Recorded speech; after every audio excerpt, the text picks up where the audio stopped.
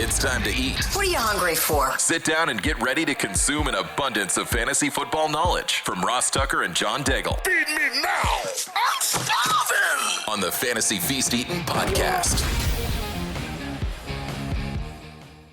Yeah, let's eat, baby. It is the Fantasy Feast Eating Podcast. We are, of course, presented by DraftKings. I'm Ross Tucker, former NFL offensive lineman, 5 teams, 7 years. You know this. Please check me out on social media at Ross Tucker NFL. Maybe even more importantly, check us out at Ross Tucker Pod. That way you know when all of our shows, College Draft, Even Money, Ross Tucker Football Podcast, you know right when they're posted.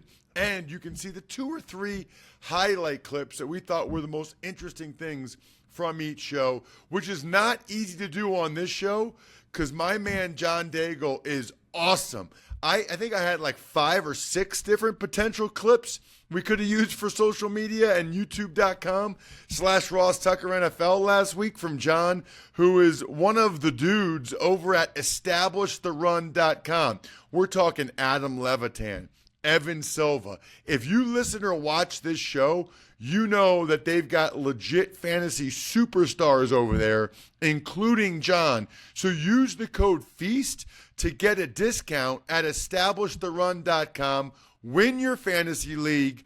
Taunt all of your friends or family, whoever, colleagues, whatever. But listen, I'm just smarter than you. I'm just better than you. I know what you want me to tell you. Check him out on social at NotJDaigle. Today's episode brought to you by Labatt.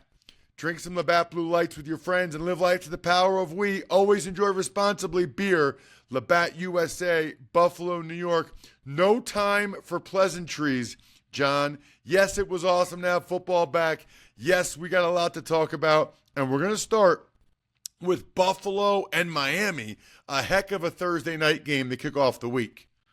5 career games with Mike McDaniels and Josh McDermott playing one another, including the postseason, and stark splits for some impact players here, including Josh Allen, who has yet to score fewer than 26.5 fantasy points so far against McDermott, whereas Dolphins quarterback Tua Tagovailoa has yet to even reach 21 fantasy points in those 5 games against the Bills. The Bills have also somehow, miraculously, held Tyreek Hill to under 85 receiving yards in each of those contests, so that's something we're certainly watching for, especially since Jalen Waddle, Tyreek Hill's teammate, has gone over 100 yards in 2 of 4. We still think the Dolphins get here, but perhaps more of a QB2 superflex week for Tua in that offense. The one player, as long as he plays, I'm not concerned about, though, is Devon Achane. Amazing usage in week 1. 38% of his snaps, his routes run, either as a receiver from the boundary or the slot. He's getting usage as a running back and a receiver this year, which is incredible. Not only that, but in the 2 games he played against McDermott last year, Achane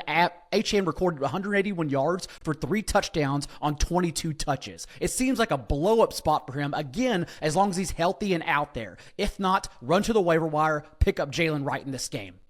Ooh, okay. Yeah, that's going to be interesting to see what happens over the next 24 hours or so. What about when the Bills have the ball, John? Again, Josh Allen's going to have success, but given that Dolphins pass defense with some elite players in their secondary, Jalen Ramsey included, just limited Kyler Murray to less than 5.5 yards per attempt, I do think the passing offense could struggle here and not reach their ceiling potential. I do know everyone in their fantasy teams, season-long leagues, are worried about Dalton Kincaid after he put up that 9% target share. I wouldn't worry just yet. Still elite usage, around on 79% of dropbacks for Buffalo. So Dalton Kincaid is someone I expect to have a bounce-back game here. Well, and I had people in the organization telling me that he's their number 1 receiver, so I was a little bit surprised that he did not get more love last week against Arizona. What about the Raiders and the Ravens as we get to some of the Sunday slate?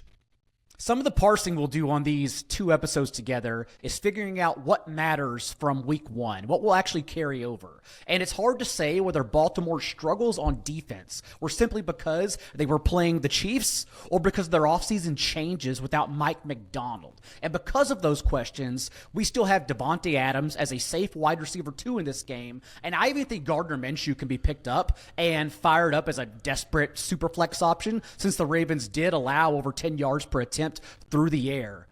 But in terms of what's going to happen at the end, Las Vegas, and I'm not talking about the team, I mean the sports books, are literally just screaming at us that they know how it's going to go and laying the Ravens as 9.5-point favorites with 10 days rest against this Raiders team traveling across the country. And I tend to believe them, since we just saw the Raiders mauled on the ground for over 6 yards per carry by Jim Harbaugh's Chargers. Like, what do you think happens, Ross, whenever the big dog lines up across the Raiders now at home? So Derrick Henry has an overall RB1 finish in his range of outcomes in week 2. And the sleeper here for the Raiders, I think Alexander Mattison could produce RB3 flex numbers, since he was clearly the team's pass-catching back with an 18.7% target share last week and quietly outsnapped Zamir White 14-0 when the Raiders trailed by 7 points. If we think the Raiders are going to be a negative game script, Madison is the player we want to use here. Ooh, okay. Good to know. All right, what about a game which the rest of my crew will be on, the 6th crew, Tom McCarthy, Jay Feely. It's the Chargers at the Carolina Panthers. I will be in Boulder, Colorado, at least Saturday night, as I'll be in Fort Collins, Colorado, as Colorado State hosts Colorado. Looking forward to seeing Shedeur Sanders and Travis Hunter and those guys, and Torrey Horton. Hopefully he plays for Colorado State. Got a groin injury last week. All right, Carolina and the Chargers. You mentioned the Chargers running the ball. I don't know what there is to mention about the Carolina Panthers.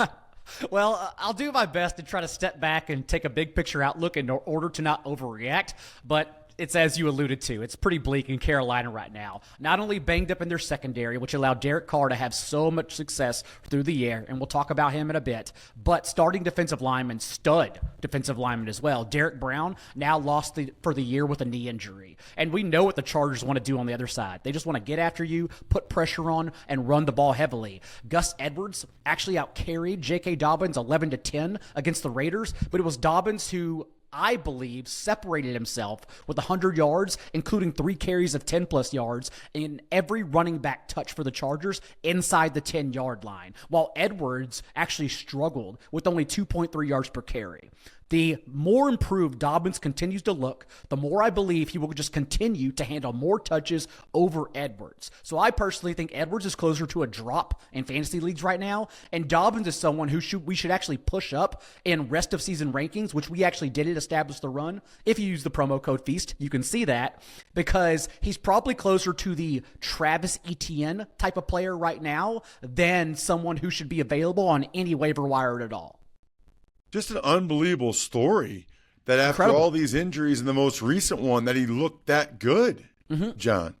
And the layout is so good for them, since we know what Harbaugh and Greg Roman want to do. As long as they can keep it these game scripts, and I believe they can, since Harbaugh's engineering the defense there, the run out is just perfect for Dobbins as long as he stays healthy. All right, so what are we doing, if anything, with any of the Carolina guys on offense? Unfortunately, the only player I don't even want to say trust. The only player I will fire back out there is Deontay Johnson, since he still led the team in targets on the rate of routes he ran. Having said that, it's going to just come down to what Bryce Young can do, because last week we obviously saw him struggle immensely yet again, including 2 interceptions. So not trusting the Panthers offense, honestly, even their running backs, although Jonathan Brooks remains out, not trusting anyone except Deontay Johnson here. Yikes. Does not sound real good for Carolina. But that's the reality. That they got to prove it now after that game. They got throttled by the Saints, and that's who goes to Dallas to take on the Cowboys. What has gotten into the Saints? I mean, again, it's funny. We might talk about this later on, but week 1, you're never really sure how much is like bad Carolina defense, how much is good Saints offense. But Saints offense, Derek Carr looked explosive. Alvin Kamara, that's the best he's looked for a while. But they're going against the Cowboys defense that looked really good against Cleveland. It's a litmus test, because the Cowboys obviously put pressure on Deshaun Watson, and Cleveland's offense was eased in their first game this season under Mike Zimmer with that chaos approach on that side of the ball. Whereas it was the opposite for Derek Carr, who just had their way with 42 points against the Panthers. And I think that's because of the changes from the top down in the Saints offense. We were begging Pete Carmichael over the last 20 years, since he worked under Sean Payton as well, to do anything progressive with these elite skill players for the Saints on offense, and he never got that done. Hence why he got pushed out in favor of Clint Kubiak, who at least got to learn under Kyle Shanahan as San Francisco's passing game coordinator last year. And in his very first debut, again, it came against the Panthers, so a litmus test here against the Cowboys this week. But third in play action and 10th in rate of pre-snap motion for that Saints offense. They were finally moving players around and allowing players to separate before the ball was even snapped. So I think we have promise here. I know in the box score, Chris Olave, just 2 catches. But again, that's a game where they even benched Alvin Kamara in the fourth quarter because they were up 37-3. It wasn't really a test. We're assuming competition here against the Cowboys. So Olave should get hammered with more targets, a player I'm going back to and trusting. Also for Kamara, quietly 17 of 20 touches for the New Orleans Saints until they took a 37-3 lead. Only then was he benched for Jamal Williams. So I think Kamara is still an every down back for New Orleans as well. Okay, and then what about the Cowboys on the offensive side of the ball with their newly minted $60 million man, Dak Prescott? They already had questions behind CeeDee Lamb coming into the year, and so potentially losing Jake Ferguson for however many games, if any, we'll see the injury report coming out this week, does throw a wrench into their short-term passing outlook. But I do think Brandon Cooks is the one to step up and trust here behind Lamb. A 22.5% target share from Cooks in week 1, including a touchdown. And since Dallas's bye last year, a stretch of 13 games, Cooks has actually averaged 12.8 PPR points per game. So I believe Ferguson's potential absence just elevates Cooks more in the passing game, and I expect both offenses to have success here. Got it. Well, I'm very much looking forward to that game because we'll learn a little bit more about the two teams that we just saw and try to figure things out. How much was bad Cleveland? How much was bad Carolina? I never have to figure out my vodka, John, ever. Smirnoff's the perfect vodka for crafting delicious cocktails. Listen, there's a reason why it's the world's #1 vodka.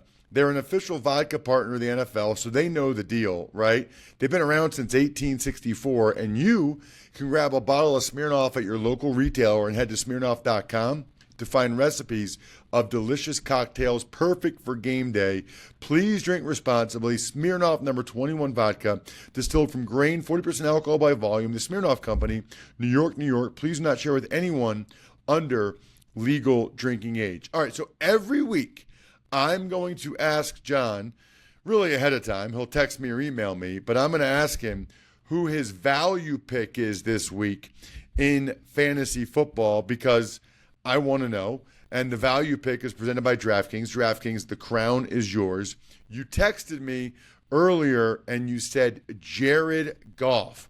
It's the Bucs who looked awesome at the Lions. Why is Jared Goff your value pick, John? We discussed the key players the Bucs defense lost during the offseason last week ahead of that game against the Commanders. And it took 2 rushing touchdowns, but Jaden Daniels was still very successful as a top 6 quarterback in fantasy. But then in week 1 against the Commanders, the Bucs also lost all-pro safety Antoine Winfield and cornerbacks Zion McCollum, Bryce Hall, and reserve cornerback Josh Hayes. In the second half, I don't think anyone realized since the Bucs were too busy dunking on the Commanders, the Bucs actually had a safety moved in at cornerback because they had no one else available to play. And Todd Bowles did the same thing we expected. We called it in blitzing Jaden Daniels at the league's second highest rate. With all these injuries, I'm assuming they just do that again because Bowles knows no other way to call a defense. And it's worth noting then that Goff finished top 10 in yards per attempt and literally led the league over Patrick Mahomes, Dak Prescott, you name it, and touchdowns against the blitz last year. Sportsbooks right now It opened this line at 48.5. It's already been bet up to 52 at DraftKings because Wow. everyone knows what's coming in this game from both sides of the ball. So Jared Goff, in my opinion, he's going to lead the better offense, and he's the best quarterback to have here. Wow, that's good stuff. That's interesting on the total that it went up that fast, that quickly. What about when the Bucs have the ball offensively? I mean, I don't know how Mike Evans just keeps doing it, and it doesn't look like John Baker Mayfield was missing Dave Canales all that much. And their star cornerback they added in the draft, Tyrion Arnold, injured, did return in the fourth quarter, but we'll have to see how he's doing in the Lions secondary. But really what it comes down to, Ross, is that the Bucs have to win through the air here because the Lions were still airtight in their trenches against the Rams, shutting down the Rams for literally a league low 3.2 yards per carry last week. Although Kyren Williams got a lot of touches, it just really wasn't successful there. So we saw Rachaad White also continue to struggle against the Commanders, just 15 yards rushing, did have some passing production. I think that's how Rachaad White again has to get there. But considering they can't run the ball right now, maybe that's the Lions defense, maybe that's the Bucs offensive line. The fact is Baker Mayfield once again has to have a good game, and they have to trust in him with Chris Godwin, Mike Evans, and then of course everyone's favorite rookie, Jalen McMillan, who I still believe is a early pickup, similar to Jaden Reed ahead of week 1 last year. McMillan is a stud. Like, not only to have that big 30-yard touchdown while Evans and Godwin are on the field, but remember, just 2 seasons ago at Washington, McMillan led Rome Odunze in target share at Washington. He just happened to suffer numerous injuries last year, which limited him in that offense. But clearly at full health, clearly their starting slot wide receiver. Honestly, they're all playable in this game. What about this next matchup, which is interesting on a lot of levels? It's the Indianapolis Colts at the Green Bay Packers. I don't care what anybody says. Jordan Love is not playing in this game. It'll be Malik Willis, which adds a lot of intrigue from a fantasy perspective. And then for the Colts, holy crap, John. I still am trying to think about better throws than the one that Anthony Richardson made in that game last week. That was incredible. An absolute dot to Alex Pierce as the pocket was just crushed around him. So much so that on social media, you always see these passing charts where it just shows the dots and how far the ball traveled. NFL.com didn't even have the dot for that throw because it was launched too far deep to track. It just traveled 70 yards. I've never seen anything like it from any quarterback ever. And what's funny is that that's kind of the player Anthony Richardson in. He only had 9 completions, but finished as the QB2 in fantasy. And 3 of those completions went for 50-plus yards. Again, What? that's the kind of impact and explosiveness he has as a developing passer. Someone that we don't even know his ceiling yet because he hasn't had the reps from Florida and from his rookie year playing only 4 full games. Having said that, and not having the reps, he still clearly struggled. A fumble, an interception, 2 sacks taken, and this Green Bay front 7, although it didn't look like it against an elite Eagles offense, they'll get after you. And so I think the key here with Malik Willis under center for the Packers is to yet again ride Josh Jacobs. And I know Josh Jacobs didn't get there with 100 yards in the box score last week, but he was still explosive with a couple runs that gained 10-plus yards. And we saw how successful the Texans were against the Colts. It wasn't just Joe Mixon averaging over 5 yards per carry on 30 runs. Dameon Pierce also went for 3 carries and 16 yards. Tank Dell had 2 sweeps for 19 yards.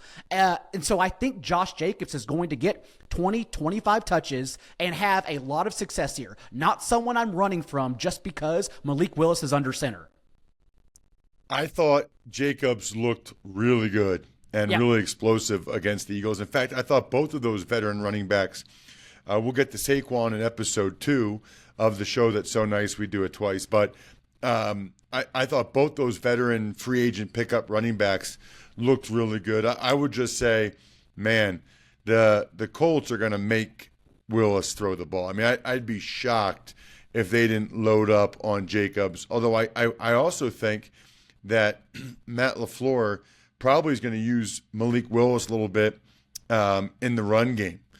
Because he knows that's a big strength of his, and he's just right now all LaFleur is trying to do is find a way to win this game this week, which is exactly what these next two teams are trying to do. It's the Browns at the Jaguars. The Browns did not look good. They got blown out of the water by the Cowboys. The Jaguars, if ETN doesn't get that ball punched out by Javon Holland at the 1-yard line, they win the game. What do we need to know about Cleveland and Jacksonville for fantasy purposes? Yeah, the Jaguars up 17-7 when ETN broke the line of scrimmage, and Javon Holland came in with a tribute to Peanut Tillman and punching that ball out. But what people aren't noticing is that to that point, ETN had 12 touches to Tank Bigsby's 7. I didn't believe Doug Peterson all offseason, given how poor Bigsby was last year, that he was going to integrate him from week 1. But it actually was a timeshare, which pours cold water immediately on ETN's rest of season outlook. Someone I'm trying to offload, honestly, if you can, especially since after the fumble, Bigsby out-touched ETN 5-3. It could just be an outright timeshare moving forward, something to definitely monitor, and that I think makes Tank Bigsby RB3 flex-worthy immediately. Beyond that, though, the Jags offense was very explosive.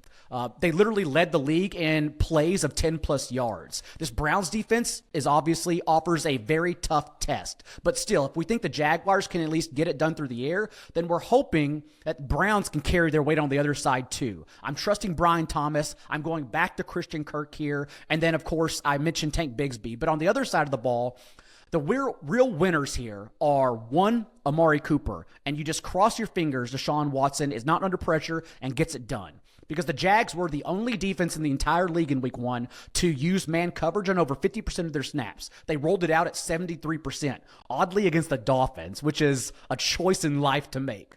But if they do that again, and it was such a high rate, I would think that's perhaps what they lean into. We have to note that Amari Cooper, since he's joined Cleveland, has the 9th highest target share against man coverage. So I think Amari Cooper can separate and have success. Not only that, but their backfield was a lot less split than we all expected it to be. Jerome Ford was a workhorse. 82% of backfield touches, while Deontay Foreman wasn't used at all. So Ford is also someone that we should put up our boards in the rest of the season, try to acquire in season-long leagues, and absolutely trust in his RB2 this week. Let's get to this next matchup because there's a lot of fantasy implications here. Yeah. Niners, Vikings. It doesn't sound like McCaffrey's going to play again. That was obviously wild on Monday night. The Vikings, Jordan Addison's beat up. There's a lot to get to here, John. And I have all the respect in the world for Kevin O'Connell, but this is a really tall ask. No Jordan Addison, as you said. No T.J. Hawkinson against a Niners front 7 that just held Breece Hall to 3.4 yards per carry. The good news is it's at least a short week. It's with San Francisco traveling a couple time zones. So Justin Jefferson and Aaron Jones, who actually led every running back in explosive runs last week, are good to go in our lineups. And hopefully the 49ers, since they're banged up in their front 7 still, don't get to Sam Darnold too much because he at least showed as a super flex option he can get there. He actually went 14 of 15 from a clean pocket in week 1. Kevin O'Connell schemed him up incredibly. But on the other side of the ball, those are the interesting pieces. That's what everyone wants to know. Because let's start with the backfield. It doesn't sound like Christian McCaffrey's going to play. And Jordan Mason handled literally every running back touch for the Niners. He looked incredible on Monday Night Football. Having said that, although he does have touch-based volume, he's definitely an RB1, fringe RB1. I just want to mention to everyone the matchup, maybe even for DFS purposes on DraftKings, in case you're thinking about playing him into high ownership there. Since DeAndre Swift ran for 175 yards and a touchdown against Brian Flores in week 2 last year, lead running backs against the Vikings have averaged 3.8 yards per carry, and only 2 of 16 have eclipsed 60 rushing yards on the ground. Flores' run defense pretty much over the last calendar year has been incredible. So Mason will get all the touches, but I actually do worry about his overprops and his success in this game. Someone I am not worried about, though, is Deebo Samuel, because, again, we know, like Todd Bowles, exactly what Flores is going to do on defense. The 9th highest blitz as well in week 1 with that Vikings unit. And Deebo Samuel is quietly 6th among all wide receivers and yards per route run against the blitz from Brock Purdy the last 2 years. So with Brandon Ayuk perhaps struggling against this upgraded cornerback unit on the boundary this week, I expect Deebo Samuel to flourish from the middle of the field. We are halfway through the 2-show shindig we call the Fantasy Feast Eatin' Podcast. Terrific stuff, John. Very excited about getting to the rest of these games in episode 2. Make sure you are subscribing to the podcast so that you get both shows. And while you're at it, go to establishtherun.com and use that glorious code FEAST to get all of their amazing content. I'm full, but I got plenty of room for dessert. Thanks for tuning in to Fantasy Feast. Make sure to also check out the Ross Tucker Football Podcast, Even Money, and College Draft, all on the DraftKings Network, YouTube, or subscribe to the podcasts on your favorite platform.